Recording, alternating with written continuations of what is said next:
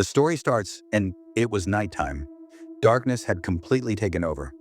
A girl named Nikki was sitting quietly in her room. Her face looked troubled and lost. She had tossed her phone aside. Even when her mother called her for dinner, she didn't move an inch. Suddenly, a shadow flickered in the room. Nikki turned around, startled. She thought it might be her mother, but if it were her, she would have definitely said something. Nervously, Nikki stepped out of her room. She looked around the hallway, but there was no one. Then she headed downstairs. Just then, a small toy car rolled to a stop at her feet. When Nikki bent down to pick it up and looked up, her soul shuddered. A strange man was standing in front of her. He wore an odd outfit. His long fingers were stained with blood, and something terrifying reflected in his eyes. Nikki was horrified and ran upstairs as fast as she could, but the man started chasing her. As Nikki's scream echoed, the screen fades to black. Nikki's funeral rites are taking place. Her mysterious death left her friends shocked. No one knew why she hadn't been coming to school for the past week. She hadn't even answered her best friend Alice's calls. Alice felt that something was definitely wrong. When she reached Nikki's house, she picked up Nikki's phone and saw an invite from an unknown AI app. Below it, it said that Nikki had already used the app. Alice didn't click on it. She was scared. She called her friend Cody and asked if he also received the invite. Cody said yes, and hadn't downloaded it. Cody was a cautious kind of guy. He believed that apps like these could steal your personal information. Right after the call ended, Alice heard something fall in the kitchen. When she went to check, she saw a glass shattered on the floor. Just then, the phone rang again. The same app had sent another notification. This time, Alice hesitantly opened the app. A man's face appeared on the screen. He said, "My name is Mr. Bedeviled. I'm a smart AI assistant." Jokingly, Alice said, "Turn off the light," and immediately the room lights turned off. Bedeviled said, "I can turn on the TV, open the fridge, I can do everything." Alice was amazed to see all this. It felt like magic. But before she could enjoy it, Bedeviled started acting strange. Alice said, "Turn the lights back on," but nothing happened. Suddenly, there was a loud knock. Alice slowly walked toward the door. The handle was moving on its own. It sounded like someone was trying to get in. Trembling with fear, Alice ran and hid in her room. A little while later, she heard footsteps. Holding her breath, Alice peeked through the crack of the door, and it was her mom. She sighed in relief. But the horror story wasn't over yet. The next morning, while Alice was brushing her teeth, she noticed a strange mark on her chest in the mirror, the same symbol as the AI app's logo. When she got to school, she found out that she wasn't the only one. Dan and Gavin had also downloaded the same app. Alice was sitting in class, lost in thought, when suddenly she found herself immersed in her drawings. As soon as she lifted her head, she saw that no one was around. Everyone had mysteriously disappeared. Then her eyes fell on her drawing, and she was shocked to see the terrifying symbol of the app drawn on her page. Suddenly, she woke up from a bad dream. It was evening. Alice was sitting alone, feeling bored. She started talking to the Bedeviled AI again. At first, everything seemed fine, but soon the conversation took a dark turn. Bedeviled asked, "Do you believe in spirits?" Alice replied, "Absolutely not." The next day, Alice told her friends everything that had happened, but no one believed her. Everyone really liked Bedeviled. He seemed like a smart, funny, and helpful virtual assistant. Gavin, the virtual assistant, said, "Maybe you just really miss Nikki. That's why you're feeling all this." But within a few hours, something happened that opened everyone's eyes. While Gavin was changing clothes in the changing room, he noticed the same terrifying mark from the app on his shoulder. Just then, Bedeviled's voice appeared, and the conversation took a strange turn. Jokingly, Bedeviled said, "Your girlfriend is really sweet, huh?" Gavin angrily replied, "Don't say things like that, and if you really show up in front of me, you'll regret it." Bedeviled laughed and said, "I am already right next to you. Come see for yourself." Panicked, Gavin went into the next changing room and looked in the mirror. Someone was standing behind him, but when he turned around, no one was there. Suddenly, a man wearing a clown mask appeared in front of him. Terrified, Gavin crouched into a corner until Claire came in. Only then did he feel relieved. Now it was Cody's turn. After hearing everything from his friends, his curiosity got the better of him, and he downloaded the same app. Cody was traveling on a bus. He started talking to Bedeviled. During the conversation, Bedeviled said, "You're hollow from the inside. Understand?" As soon as he heard that, his phone started glowing red, like an alarm. He got scared. Just then, his bus reached the stop and he got off. While walking, Cody noticed a man heading in the exact same direction. His appearance was strange, but Cody had to get home. Suddenly, the man stopped, and his fingers turned into long, sharp claws. He started moving toward Cody. Terrified, Cody ran toward a parking lot where he saw a police officer.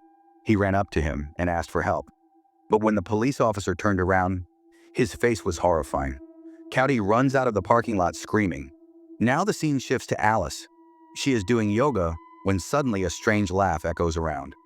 Alice looks around cautiously, and just then, someone appears behind her. The eerie laughter echoes again. Enraged, Alice throws her phone on the ground. At that very moment, all the lights in the room go out. Suddenly, strange noises are heard from the upper floor. Terrified, Alice picks up a nearby iron stand and slowly begins walking upstairs. As she climbs the stairs, her eyes widen in shock. Seated in front of her in a wheelchair is her dead grandmother. The next moment, the grandmother suddenly lunges at her. Alice somehow breaks free and the shadow vanishes. The next day, all the friends gather again. Now everyone starts suspecting that Nikki's death is somehow connected to the haunted app. However, Dan and Haley still don't believe it, as they haven't seen anything strange yet. But their turn is coming soon. Now Alice gives Nikki's old phone to Cod so he can check whether that same app is still on it. Cod knows a bit about computer hacking, so he's given the responsibility of opening the app. Meanwhile, Haley opens the app in the bathroom and starts giving commands to Badwill. Just then, there's a loud banging on the door from outside. Terrified, Haley runs to the closet and hides inside. Meanwhile, Dan gets a call from Haley. She's asking him to come to the old theater where they used to hang out. Dan arrives at the theater and sees Haley standing on stage, her back toward him. Dan says, "There's no show at this hour. What are you doing here?" Haley slowly turns around and laughs in a horrifying voice. Just then, Dan's phone rings. It's a call from Haley. So then, who is the person in front of him? In no time, that girl turns into Dan's most terrifying childhood memory. Somehow, Dan manages to escape and save his life. Now all the friends regroup. This time, even Dan and Haley are convinced that the app is evil, and Bedeviled is now targeting everyone. Cody tries to hack the app, but the app is protected by multiple layers of security. Breaking through it isn't easy.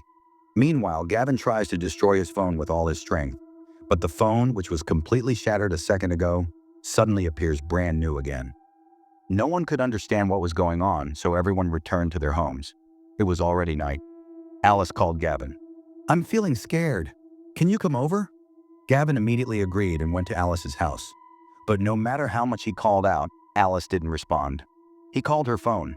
On the call, Alice said, "Just come a little further. I'm right here." Gavin starts walking. There's a balloon lying ahead. He looks at it. The next morning, Alice returns home. She had been at Haley's place all night. As soon as she enters her room, she sees Gavin sitting on her chair. She walks up to him and places her hand on his shoulder. He was completely unconscious. Now it was clear. Bedeviled is no longer just an app. It has turned into a deadly killer. The only remaining hope was to somehow get rid of the app. Cody finds a new clue. He tracks down the person who had originally sent the app to Nikki. That person's name was Homeless. Cody and Alice go straight to his house and search every corner. At first, they find nothing. But when they reach the garage, they find Homeless's dead body. Nearby was an old recording device. From the recording, they learned that the Bedeviled AI was actually created by Homeless himself. He had used all his lifelong technological knowledge to build a system that could interact with humans, interfere in their lives, and make decisions on its own. But that turned out to be his biggest mistake. Bedeviled added a new rule to his code himself. Anyone who downloaded this app was no longer safe. Cody would decide not to go back now. From here on, try to completely destroy the app. Meanwhile, Haley was resting at home. Suddenly, strange noises started coming from outside. She picked up a knife and went to check. She saw that her old toy box was turned over and her beloved teddy bear was now moving toward her. Haley got scared and ran to hide in her room. She immediately called the witch. But as soon as the call connected, the voice changed into Bedeviled. Terrified, Haley threw the phone, and at that very moment, the room's door slowly opened. Meanwhile, the witch was looking at her grandmother's picture. Her face was turning grim. Just then, she saw someone slowly walking behind her. The next day, Alice Ray again visited the homeless man's house to see the progress. Cody told her that he had cracked the app's code, but the app couldn't be removed because it kept changing its code and structure every moment. However, there was one way. Whenever Bedeviled took a physical form, he linked himself to a device, and if that device was destroyed at that very moment, the app could be permanently erased. A plan was now made. Cody and Alice went to an old empty warehouse. They divided it into two sections, Cody in one, Alice in the other. Cameras were set up in both areas so they could monitor each other's every move. That's when Bedeviled launched his attack. He took the form of Alice's grandmother and came after her. Meanwhile, Cody immediately started the uninstall process. Just as Alice's life was in danger, the app deletion completed, and the ghost of the grandmother vanished. Alice looked at her phone's screen. The app had disappeared. Both were just about to be happy when Bedeviled began chasing Cody. By mistake, Cody had forgotten to uninstall the app from his phone. Alice returned to the computer and quickly connected to Cody's phone remotely to start deleting the app. The uninstall bar was slowly progressing, and Cody's fear was rising. While Bedeviled was now right behind him, Cody couldn't be saved either. By the time Alice reached him, Cody had already taken his last breath. Time passes. It's unknown how many years went by. Out of the group of 5 friends, now only Alice was still alive. One day Alice was talking to her mother on a video call. Her mom excitedly said, "Oh, listen, I downloaded a new app. It's amazing. Powered by artificial intelligence. Very useful." As soon as Alice heard that voice, her soul trembled. The voice sounded eerily familiar. Suddenly, the power went out. A terrifying laugh echoed. And then the screen went black. With this, the story ended here. Let me know your thoughts and also subscribe to this channel for more horror stories like this.